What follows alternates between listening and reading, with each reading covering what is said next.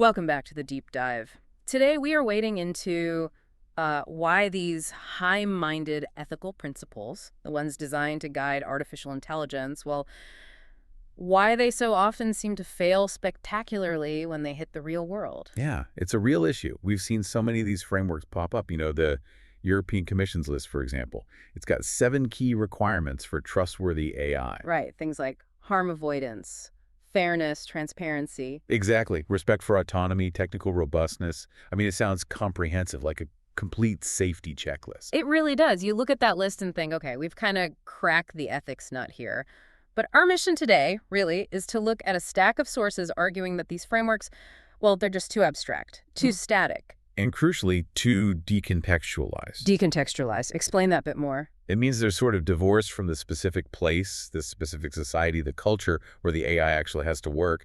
They assume these universal ethical truths exist, but, ethics are often really local, very situational. Okay, let's unpack this. Because if we have these incredibly detailed lists, written by really smart people, why is the punchline always the same? Why do we keep seeing these ethical failures when the AI gets deployed? It kind of proves that compliance is often just superficial, right? As one source put it. It really does. Because the framework gets treated like a static checkbox. Tick the box. Companies prioritize saying they're fair over actually doing the hard, ongoing work of ethical evaluation. Just checking the box. Yeah, and our sources suggest a big reason for that is, well, compliance checklists are often seen as a kind of legal shield. It minimizes the immediate risk of getting sued, maybe, even if it doesn't actually ensure, long-term societal good. And that failure, that superficiality, leads us right into the first big clash we want to talk about. These static principles hitting up against real-world bias. You get AI systems built on abstract ideas of fairness that then just immediately reproduce and even amplify structural exclusion. Oh, absolutely. The classic case, the one that really illustrates this well, is Amazon's attempt, you remember, to build an automated recruitment tool. Right, the hiring AI. Yeah.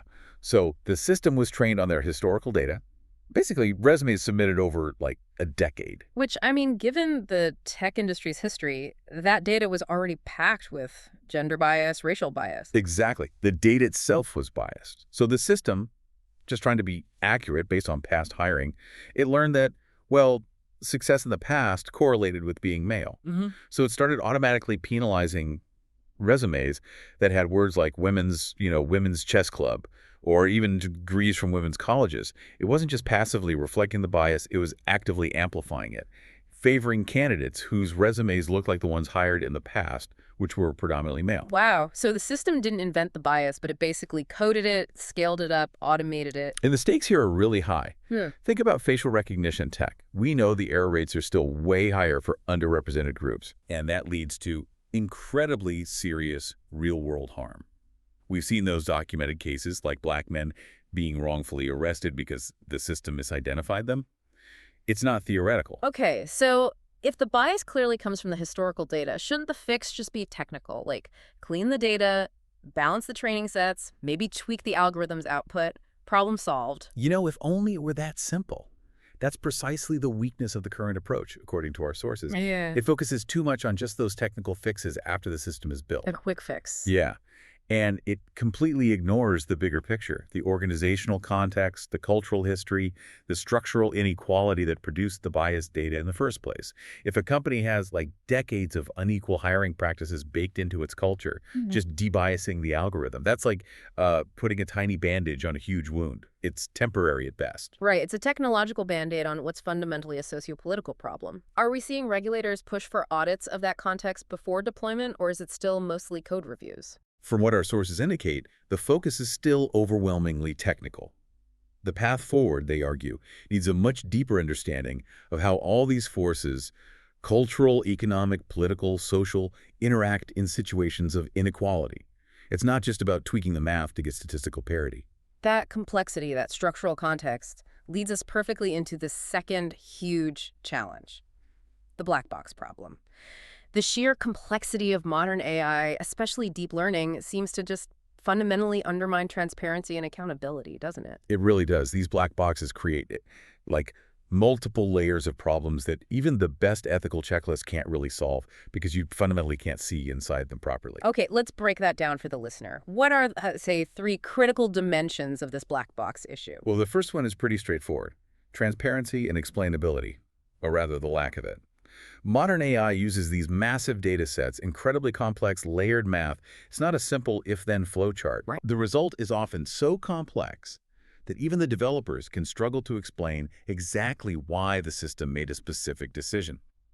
And if you can't understand the internal logic, how can you possibly verify if it's fair? Which means if it starts going off the rails, we can't even really monitor it effectively. Exactly, which leads straight to the second dimension, adaptability and control.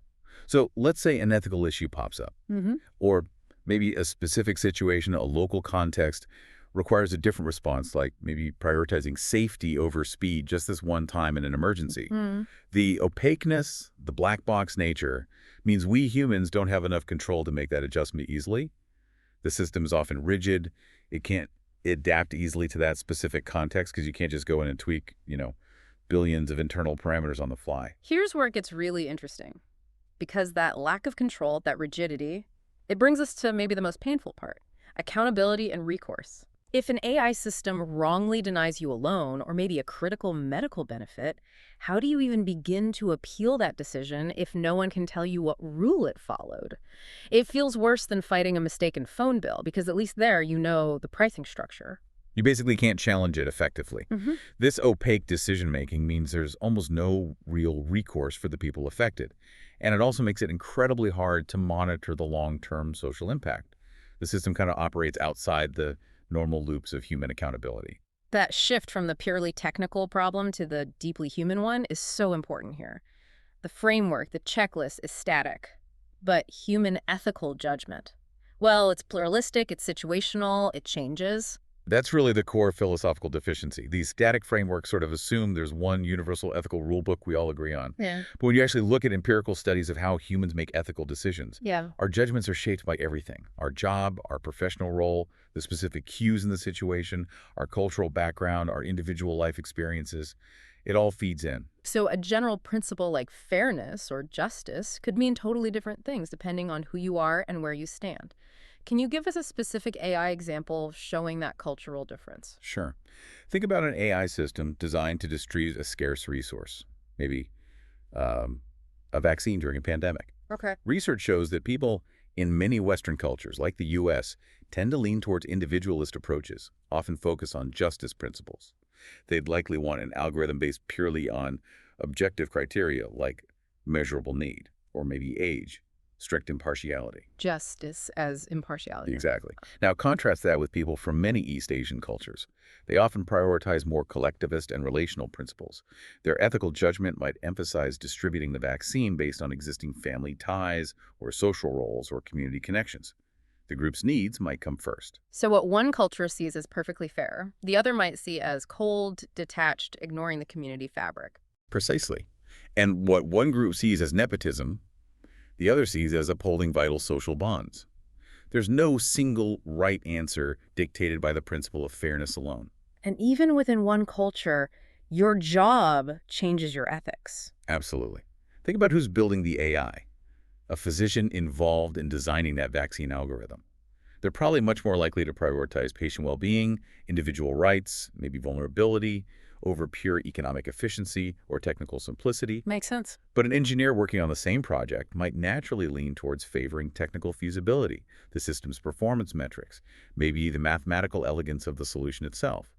These aren't bad intentions, just different, deeply ingrained professional priorities that shape the AI from the very beginning. So these top-down checklists just fail because they assume this universal ethical agreement that simply doesn't exist once you factor in all these local differences, these multiple valid ways of seeing the world. Exactly. Yeah. The principles themselves might sound good, like do no harm, but they become almost meaningless when they're detached from that critical, contextual human evaluation. Which brings us neatly to the final, broader critique from our sources. Yeah. This idea of technological solutionism. That's where tech innovation gets kind of detached from the real world, from its socio-political context. Yeah, the focus shifts entirely onto just maximizing performance metrics.